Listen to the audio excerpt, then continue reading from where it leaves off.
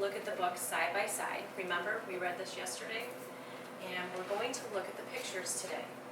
And we're going to see how we can look at them and talk about what they are. Okay, look, there's an owl. Looks like those are some bats. It's a tree. Some foxes. There's some bunny rabbits. There's a moose. Do you see something?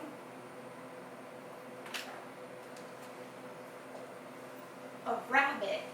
A rabbit. Good job, Sarah. Here I see a bunch of mice eating. Okay. And here we have a little mouse with a ladybug. And look at the mice are running through the field. And look at the mouse holding the flower. There's more flowers right here with the ladybug. Oh, and look. Does anyone know what this is? Has anyone ever seen that? A frog. Good job, Sarah. Here we have birds in the tree. We talked about this already. What is this? Owl. Owl. Good job, Felicia. And here it looks like it's, anyone know what time it is? If we see this. Night. Yes, nighttime. Because what is this? Anyone know? That's, yes. The moon. The moon, yes. So now that we have finished looking at the pictures in this book, we are going to look at a new book, and we are going to work together to figure out what the pictures in this book are. So today we're going to read this book, and we're going to look at the pictures to see what the book's about. But first, I want to show you how you can do that using the book we read yesterday, side by side. So when I open the book, and I see the illustrations, I see a lot of animals in this. So I can assume the book is about animals, right? Thumbs up if you agree. Great. I can keep looking. I see a lot of mice, so maybe the main character might be a mouse. I can keep looking, and oh, there looks like there's might be a problem here because everybody's running away. Here we see the mouse with a bunch of frogs. Maybe he's looking for someone like him. Now, the mouse is with owls. Do you think maybe it's the same thing? He's trying to find somebody just like him. Here, we see the mouse. What does it look like he's doing? Does anybody know what he looks like he's doing? Crying. And what do we do? Why do we cry? Sad. When we're sad. So maybe he can't find anybody like him, so he's very sad. Here, it looks like someone's trying to help, trying to be a friend. So this is the book we read yesterday, and today I want you to use that same strategy in this book to identify the pictures and to make predictions about what the book could be about.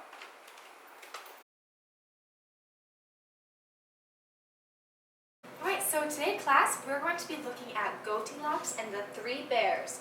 But first, I'm going to demonstrate what we are going to be looking at in side by side. So let's go to the first few pages. So on this page, I see that there's a family of mice. And we can look down here in the text, and we can see that it says mouse and mouseling. Do you think it's going to be about mice? Put a thumbs up if you think yes. Good. Alright, so on this page, I think that these two animals, that they are very good friends now because they are holding hands and they're both smiling at each other. So I think that'd be a very good prediction. Does it look like they're friends, that they're playing together? Because I think they do.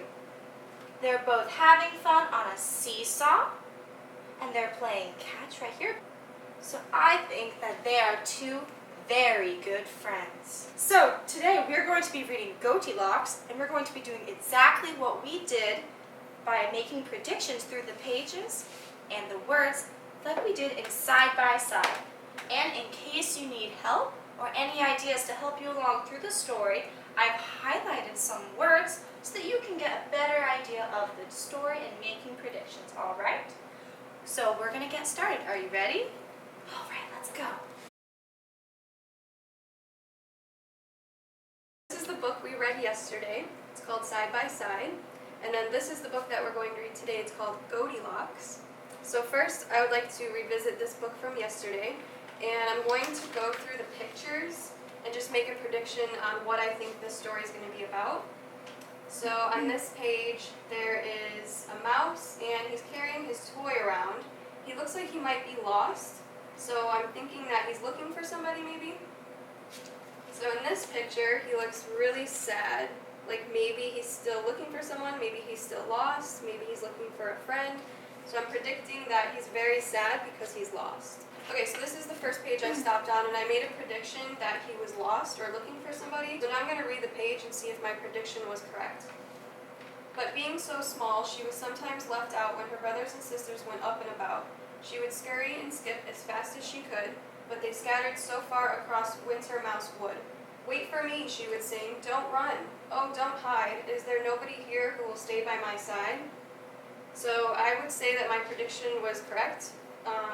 She is looking for somebody, and she's wishing that they would stay with her so that she wasn't lost or looking for them. And then going back to the other page where I made a prediction, this is our second stopping point, and I'm going to read the text to see if my prediction was correct. It seemed in this world she was out on her own, deep in Winter Mouse Wood. She felt quite alone. So my prediction here was that maybe she was still lost and she was still looking for somebody, but really I was a little bit off. She was actually just feeling alone because she was all by herself. So now you know how to use the text and the pictures to make your own predictions about the story, and then go back and see if they were correct. So you're going to use the book Goldilocks, and you're going to work with a partner, and you guys are going to use 2 stopping points to figure out 2 predictions, and then you can use the text and the photos to see if your predictions were correct. Good morning. Today we're going to be reading Goldilocks and the 3 Bears. Has anyone read this story before? Excellent. So we're going to be making a lot of predictions when we read this story. But first, I'm going to model to you what we're going to be doing in this story today from the story that you're already familiar with from yesterday. So I'm going to hand you all a graphic organizer so you can follow along with my thinking on the board. We read this book yesterday, so we already know what happened, but I'm just going to show you the strategy on what we're going to do when we read our new book and how we can revisit our thinking and make predictions while we're reading books. So when I look at the cover of this book, I see 2 animals and they're holding hands. So my prediction is that it's going to be a story about 2 best friends. So in the picture, I have 2 animals. And if you want to go ahead and write and practice this and write it down so we know what we do when we come here. And my prediction is it's going to be about 2 best friends because of the pictures that I see.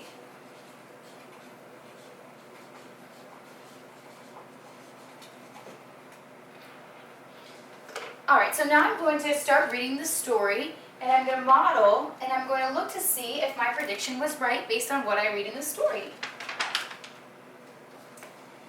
Deep in the heart of Winter Mouse Wood, down in the grass where the autumn trees stood, lived all kinds of creatures, some big, some small, some spiky, some furry, some short, and some tall.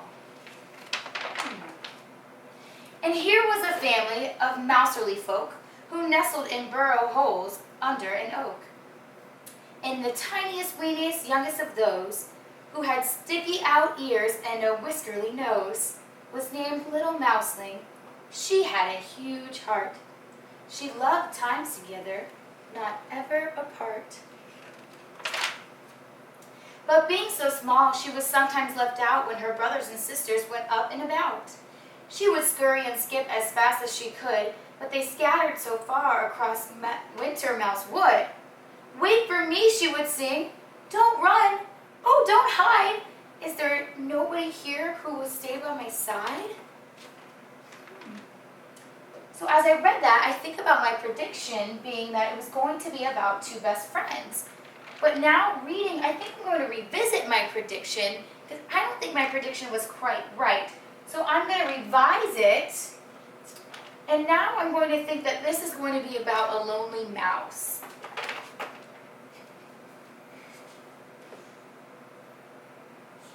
So I'm going to write revise here. And my new prediction is that the story is going to be about a lonely mouse.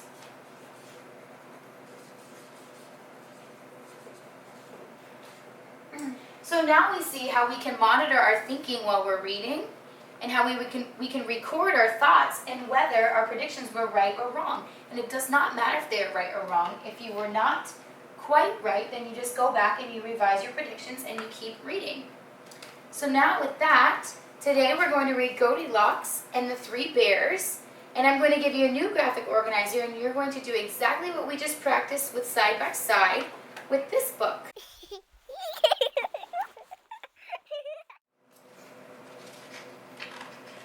The book hasn't even started. Can we put it up? A teacher eating with all of her students. Teacher still eating with her students. Does anyone else see anything? Yes, Laura? I see a little black animal up at the top. I wonder what that black animal is. Wait, you're emergent. I was literally going to say, you don't speak English. She said today we're going to be reading the boat. That's what I heard. I'm recording.